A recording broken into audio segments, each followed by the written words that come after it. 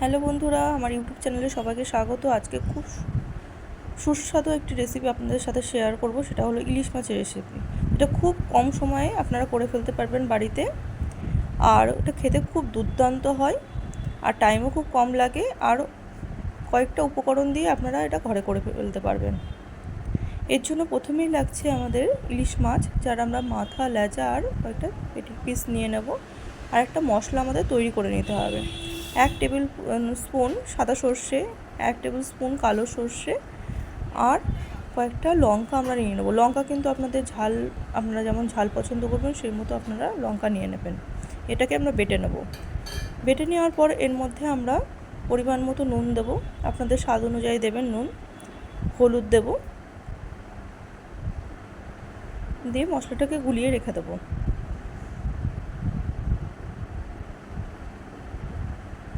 এর মধ্যে 1 টেবিল চামচ মতো টক দই আমরা অ্যাড করব, দিয়ে সব কিছু মিশিয়ে নেব।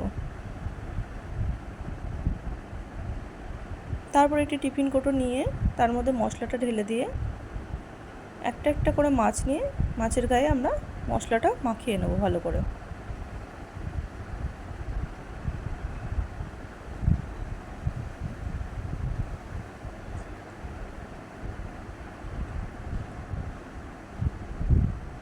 হাতে অল্প টাইম থাকলে আপনারা এই রেসিপিটা অবশ্যই করতে পারেন, খেতে কিন্তু দুর্দান্ত হয়। সব কটা মাছ আমরা এইভাবে মাখিয়ে নেব, এপিট ওপিট করে উল্টে।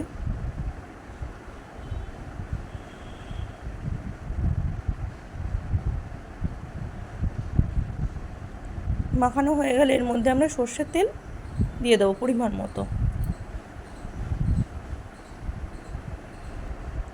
আর কয়েকটা চেরা কাঁচা লঙ্কা এর মধ্যে দিয়ে দেবো।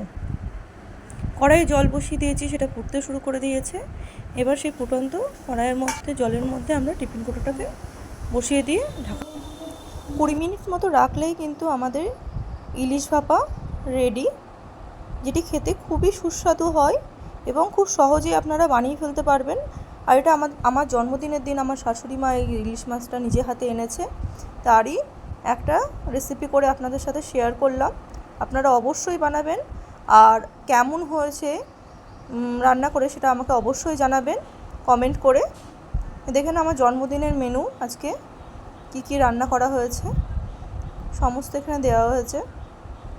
আমার রান্নাগুলি যদি ভালো লাগে তবে আমার চ্যানেলটিকে অবশ্যই সাবস্ক্রাইব করবেন, লাইক করবেন, শেয়ার করবেন, আর আমাকে জানাবেন। টাটা।